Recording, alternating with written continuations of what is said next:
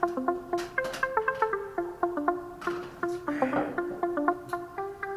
kakak, jumpa lagi di channel YouTube Nyasal Tenaga.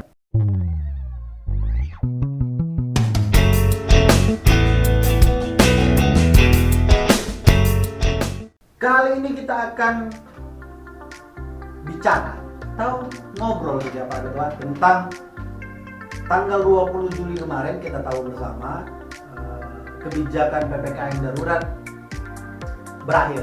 Nah ternyata pemerintah melanjutkan kebijakannya untuk sampai tanggal 25 Juli dari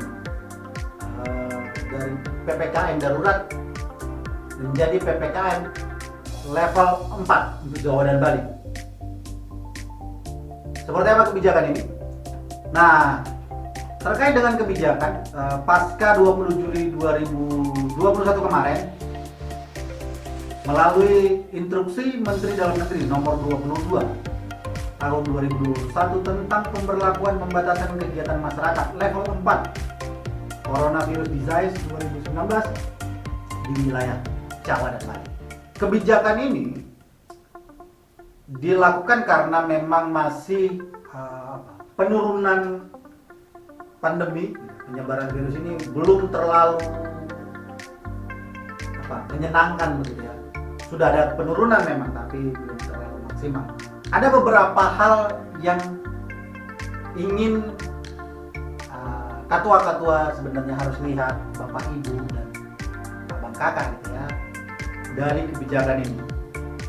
Menurut saya ada beberapa hal.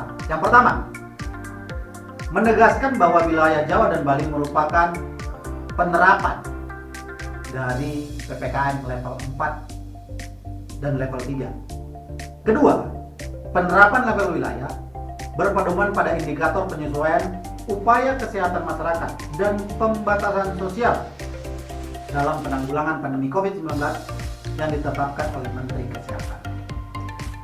Ketiga, pelaksanaan PPKM level 4 Jawa dan Bali ini sebenarnya tidak jauh berbeda dengan PPKM darurat gitu ya. Namun ada beberapa hal yang bisa kita lihat gitu. Nah, misalkan mungkin yang berbeda adalah di pelaksanaan kegiatan pada sektor esensial pada sektor pemerintahan, hingga pada supermarket, pasar tradisional, toko kelontong dan pasar swalayan yang menjual kebutuhan sehari-hari dibatasi jam operasional sampai pukul 20.00 dengan kapasitas 50%. Misalkan kalau ada warung buka ya masih boleh dengan kapasitas 50%.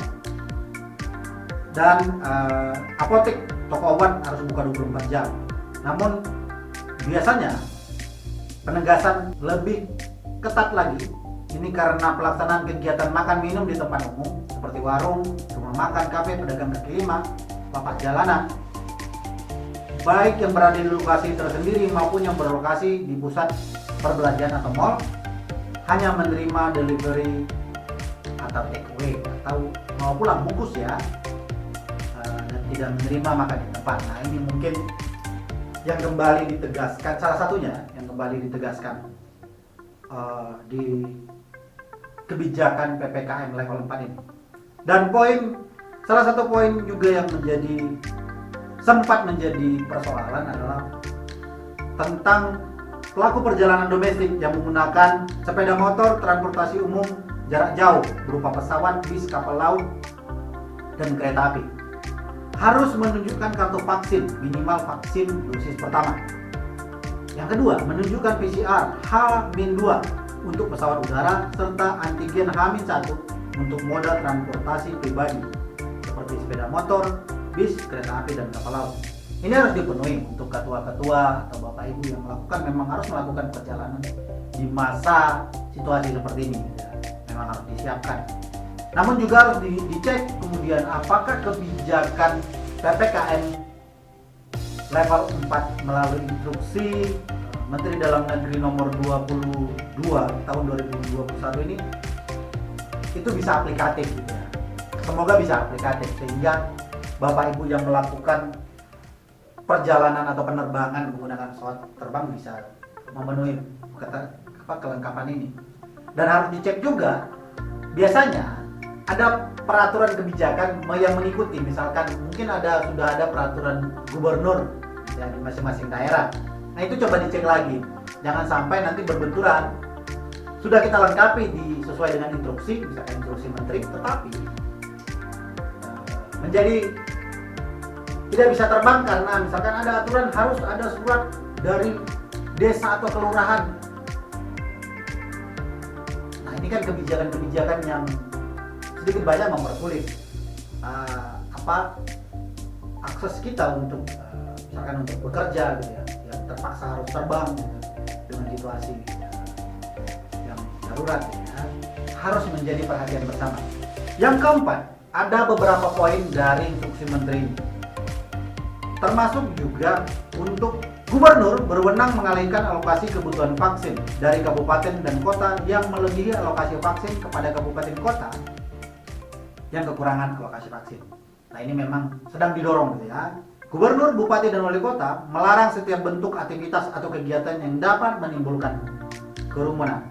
Gubernur, bupati, wali kota didukung penuh oleh TNI, Polri, dan Kejaksaan dalam mengkoordinasikan dan mengawasi pelaksanaan PPKM level 4 atau PPKM level 4. Nah harapannya juga karena ini didukung penuh oleh TNI dan Polri dan Kejaksaan, semoga Bapak Ibu aparatur pemerintahan itu tidak menjadi ringan tangan menggunakan kekuasaan kepada rakyatnya gitu ya. Kita tahu bersama, harus menjadi catatan bersama juga PPKM darurat kemarin atau PPKM skala mikro yang di beberapa daerah yang ada tindakan kita bilang kekerasan lah ya. Ini semoga tidak terjadi. Gubernur, bupati, dan wali kota agar mempercepat proses penyaluran bantuan sosial serta jaring pengaman sosial yang bersumber dari APBD. Gubernur, bupati, dan wali kota melakukan sinkronisasi bantuan sosial yang berasal dari pusat dengan bantuan sosial yang bersumber dari APBD. Pada poin kelima yang jadi perhatian di instruksi ini juga adalah bagaimana kemudian melaksanakan pengetatan aktivitas dan juga edukasi. Ini menjadi penting ya, misalkan edukasi terkait dengan protokol kesehatan gitu ya, memakai masker, menjaga jarak, terus kemudian mencuci tangan, dan beberapa pertimbangan-pertimbangan yang secara protokol kesehatan harus kita lakukan. Edukasi ini penting untuk terus dilakukan gitu lah, terutama misalkan penguatan testing, tracing, dan treatment. Nah ini harus terus dilakukan gitu ya. Pendanaan untuk pelaksanaan PPKM level 4, dalam hal ini sebenarnya PPKM akibat pandemi COVID-19 bersumber dari APBD. Di pelaksanaan di lapangan ini soal pendanaannya dari APBD. Instruksi Menteri nomor 22 tahun 2021 ini berlaku pada tanggal 21 Juli sampai dengan 25 Juli 2021. Nah, ketua-ketua, Bapak, Ibu, Abang, Kakak, sampai dengan tanggal 25 Juli nanti kita masih Indonesia, khususnya Jawa dan Bali masih memberlakukan PPKM gitu. Tapi namanya PPKM level 4. Sebelumnya diganti. Sebelumnya itu ada PPKM darurat. Nah,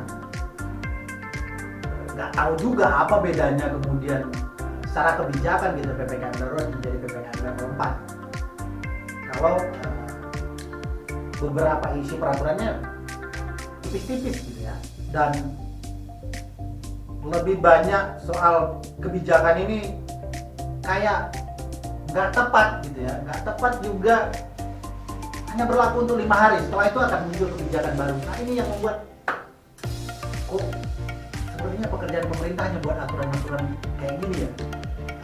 Harapannya saya berharap juga pemerintah bisa mempercepat gitu ya penanganan klinis bagi saudara-saudara kita yang sudah terinfeksi, juga memaksimalkan vaksinasi dengan tim-tim medis yang kita punya. Walaupun kita tahu memang saat ini tim medis kita sedang ada kewalahan gitu. Kita bilang kewalahan lah ya, karena beberapa rumah sakit gitu, fasilitas kesehatan di beberapa media informasi maupun berita sedikit kewalahan.